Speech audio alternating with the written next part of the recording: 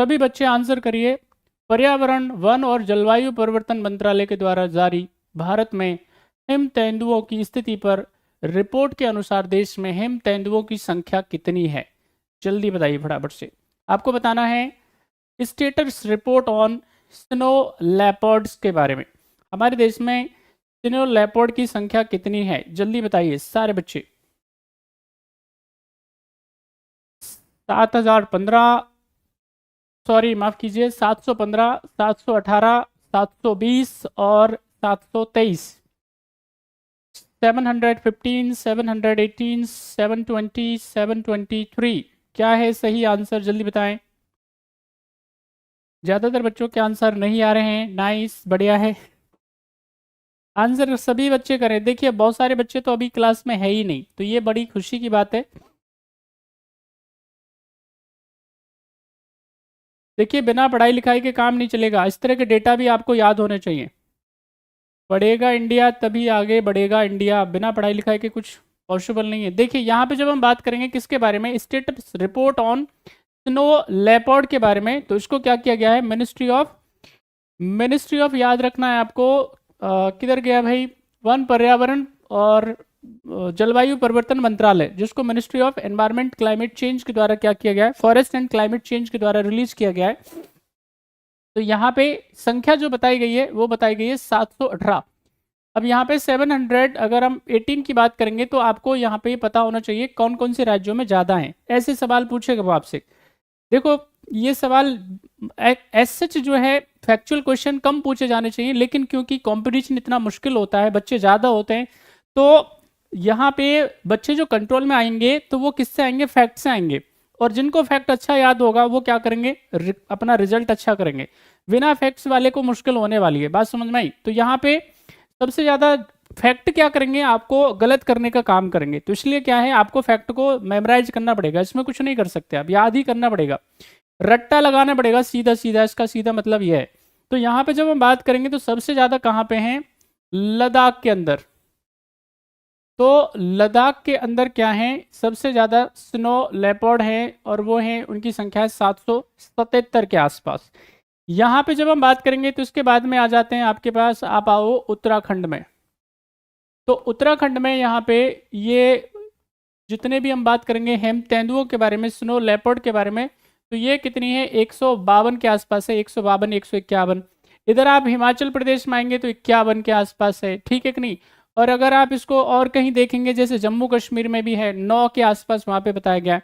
तो यहाँ पे इनकी संख्या में क्या है, जो इसकी स्टेटस रिपोर्ट है, यानी कैमरा ट्रैप एक टेक्निक होती है जिसके माध्यम से स्नो लेपर्ड को, टाइगर्स को, लायंस को और बाकी जो जितने भी क्या हैं जिनकी संख्या कम है उनको क्या किया जाता है, कैमरा ट्रैप। कैमरा ट्रैप मतलब फोटो खींचेंगे वो ट्रैप कर लेते हैं।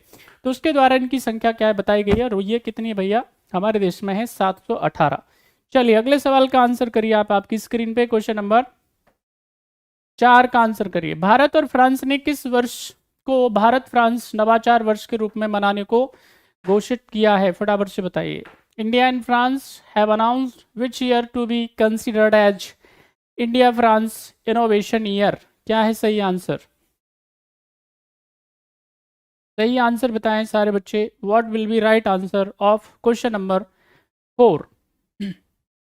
2024, 2025, 2026 और 2027 क्या है सही आंसर? सभी आंसर करें जितने भी बच्चे कक्षा में हैं।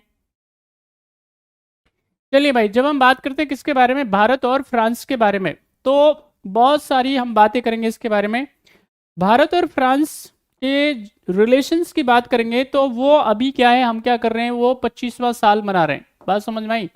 25वां साल का मतलब गोल्डन जुबली होता है कि सिल्वर जुबली होता है?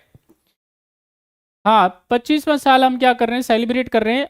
अगर हम बात करेंगे किसके बारे में, फ्रांस के बारे में और भारत के रिलेशन के बारे में, तो भारत और फ्रांस के रिलेशनशिप जो है वो लगातार क्या है, बढ़ते जा रहे, जबरदस्त उसमें क्या है, प्रोग्रेस है। जैसे जब हम बात करेंगे तो अभी कई तरीके से हम क्या करते हैं, अपने रिलेशंस को डिफाइन करने का काम करते हैं, जिसमें पहला क्या है, पहले नंबर पे हम बात करते हैं स्ट्रेटजी के बारे में। तो यानी स्ट्रेटजी की जब हम बात करेंगे, हम अगर सुरक्षा संरक्षा की बात करेंगे तो अभी क्या है, फ्रांस हमारा दूसरा बड़ा स्ट्रेटेजिक पार्टनर है, ठीक है कि नहीं। पहले नंबर पे हमने क्या किया था, अभी आप जानते हैं कि भाई रशिया पहले नंबर पे हुआ करता था, अभी भी रशिया है और रशिया को वरीयता दिया ही जाता रहेगा। एवरग्रीन हमारा क्या है, वो पार्टनर है, स्ट्रेटेजिक पार्टनर है, उसके साथ में जो संबंध है वो इस तरह के संबंध बाकी देशों के साथ में सभी कभी हो ही नहीं सकते। दूसरे नंबर पे फ्रांस को अभी दिया गया है, बात समझ में आई। अमेरिका के साथ में भी हमारी जबरदस्त नजदीकियां हैं स्ट्रेटजी को लेकर के, लेकिन उतना भरोसेमंद पार्टनर हमारा नहीं है। तो यहाँ पे फ्रांस जो है वो दूसरा क्या है, हमारा स्ट्रेटेजिक पार्टनर है। जैसे एग्जाम्पल के तौर पे मैं बात करूं आपसे, तो हमने लास्ट ईयर वहां से क्या है, आप देख जानते सब 36 हमने राफेल वहां से लिए। इसके अलावा हमारे यहाँ पे स्कॉर्पियन पे काम हो रहा है, सबमरीन पे काम हो रहा है जो फ्रांसीसी कंपनियां कर रही हैं। इसके अलावा आप देखेंगे तो यहाँ पे हम एक्सरसाइज वरुण जो है, गरुड़ जो है, ये एक युद्ध एक्सरसाइज होता है, अभ्यास होता है, वो किसके साथ में होता है, हमारा फ्रांस के साथ में होता है। यहाँ पे अगर हम बात करेंगे जैसे इकोनॉमी के मामले में, तो हम लगातार हमारा उसके साथ में रिलेशन बढ़िया हो रहा है, बात समझ में आई। यहाँ पे फ्रांस जो है ये 11th क्या है, एफडीआई भेजने वाला है, यानी हमारे देश में फॉरेन डायरेक्ट इन्वेस्टमेंट जो है वो कौन से नंबर पे है, ये 10वें 11वें नंबर की बात करते हैं हम लोग। यहाँ पे अगर हम बात करते हैं भाई किसके बारे में, तो हमारा कुछ उसके साथ में कितना बिजनेस व्यापार है, तो लगभग हमारा उसके साथ में बिजनेस व्यापार जो है वो कितना है, 11 बिलियन डॉलर का है। यहाँ पे 11 बिलियन डॉलर के आसपास हमारा क्या उसके साथ में बिजनेस व्यापार है।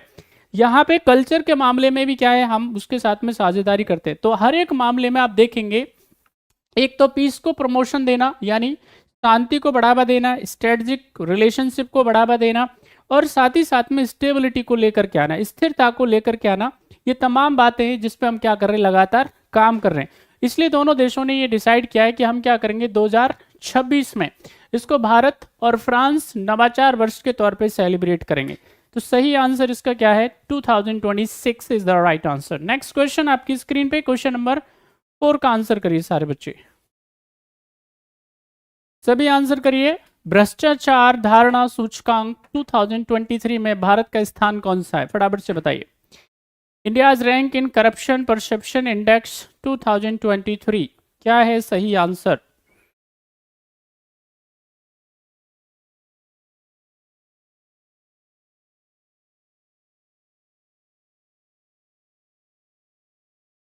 क्वेश्चन आपकी स्क्रीन पे आपको बताना है, करप्शन परसेप्शन इंडेक्स 2023 के बारे में क्या है सही आंसर। चलिए यहाँ पे जब हम बात करेंगे किसके बारे में, करप्शन परसेप्शन इंडेक्स के बारे में, सीपीआई के बारे में अगर हम बात करेंगे, करप्शन परसेप्शन इंडेक्स की बात करेंगे, तो यहाँ पे क्या है, इसको एक एनजीओ नॉन गवर्नमेंटल ऑर्गेनाइजेशन, ये बर्लिन बेस्ड यानी जर्मनी बेस्ड एक ऑर्गेनाइजेशन जिसका नाम जो क्या करता है, इसको जारी करता है, इसको रिलीज करता है, हर साल इसको रिलीज किया जाता है। और अभी यहाँ पे जब हम बात करते हैं करप्शन परसेप्शन इंडेक्स के बारे में, तो यहाँ पे 180 देशों को इसमें क्या किया गया है, शामिल किया गया है, 180 देशों को इसमें शामिल किया गया है। यहाँ पे ये 0 से लेकर के 100 तक क्या है, इसमें मार्क्स दिए जाते हैं, पॉइंट इसमें 0 से लेकर के कहाँ तक है, 100 तक। 0 का मतलब कंप्लीट भ्रष्ट देश की बात करी जाती है, सामाजिक व्यवस्था की बात की जाती है, जहाँ पे मतलब करप्ट प्रैक्टिसेस ही। और यहाँ पे अगर हम बात करेंगे किसके बारे में, 100 के बारे में। 0 का मतलब क्या होता है, 0 का मतलब होता है भ्रष्टतम देश, सबसे करप्ट देश। और 100 का मतलब क्या होता है, सबसे ईमानदार। तो यहाँ पे हम जब बात करेंगे तो ईमानदारी की कैटेगरी के बारे में, तो यहाँ पे डेनमार्क को क्या मिला है, पहला नंबर मिला है।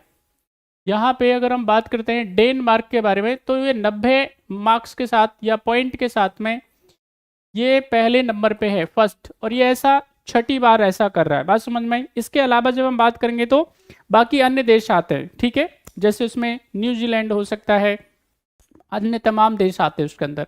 भारत की अगर हम बात करेंगे तो इसमें भारत को जो स्थान मिला है वो मिला है कौन सा, वो मिला है 93rd, हमको 93वीं जगह मिली है करप्शन परसेप्शन के अंदर। यानी हमारे देश में क्या है, या हमको जो मार्क्स मिले हैं, पॉइंट मिले हैं, वो कितने मिले हैं, वो हमको पॉइंट मिले हैं भाई यहाँ पे 39, बात समझ में आई। तो इतने पॉइंट हमको मिले हैं, और वैसी स्थिति में क्या है, हमारी स्थिति जो है वो क्या है, पिछली साल की तुलना में खराब स्थिति है। पिछली साल हमारी जो रैंकिंग थी वो कितनी थी, 22 के अंदर हमारी जो रैंकिंग थी वो 85 थी, और इस बार की रैंकिंग जो है वो कितनी है, 93 है। इन तमाम चीज़ों के बावजूद कि हमारे देश में क्या है, करप्शन पे लगातार लगाम लगाई गई है, कंट्रोल किया गया है, उसके बावजूद भी हमारी रैंकिंग क्या है, यहाँ पे 93 है। हमारे पड़ोसी देशों की बात करेंगे तो सिर्फ चाइना हमसे क्या है, जो है वहाँ पे भ्रष्टाचार नहीं है। कैसी मज़े की बात कर रहे हैं, है ना। जहाँ जहाँ पे सबसे ज़्यादा है वहाँ पे क्या किया गया है, उसको रैंकिंग दी गई 76। किसको, चाइना को। बात समझ में आई, उधर जाने की हिम्मत नहीं करता है कोई। तो यहाँ पे पाकिस्तान में भर के भ्रष्टाचार है। पाकिस्तान के जो प्रधानमंत्री हैं और उनकी वाइफ हैं उनको क्या किया गया है, 10-10 और 15-15 साल की जेल की सजा दी गई है। अब उसके बावजूद भी वहाँ पे चुनाव हुआ है, अभी रिजल्ट नहीं आया है, देख लीजिए आप। लगातार वहाँ पे 3 दिन से क्या चल रही है, काउंटिंग चल रही है, लेकिन रिजल्ट नहीं आया है। और उसके बाद में एक प्राइम मिनिस्टर है, उन्होंने कह दिया कि भाई मैं दावेदार हूँ प्राइम मिनिस्टर का, ठीक है कि नहीं, हम सरकार बनाएंगे, इमरान खान। तो पीटीआई इनकी पार्टी का नाम है, पाकिस्तान तहरीके इंसाफ पार्टी के क्या है वो कन्वेनर है। अच्छा, यहाँ पे जब हम बात करेंगे तो बांग्लादेश भी क्या है, पीछे है, श्रीलंका भी हमसे बहुत पीछे है। लेकिन तमाम चीज़ों के बावजूद भी जब हमारे यहाँ पे क्या हो रहा है, काफ़ी इंपॉर्टेंट काम हो रहे हैं, करप्शन पे लगातार ईडी काम कर रही है, लोकपाल काम कर रहा है, सीबीसी काम कर रहा है, तो उसके बाद में 93 मार्क्स हमको दिया जाना ये हास्यास्पद है, यानी कि ठीक नहीं है, अच्छा नहीं है ना। हमारी रैंक इंप्रूव होनी चाहिए थी, जो नहीं हुई है। फिलहाल इसका आंसर क्या है, 93 है।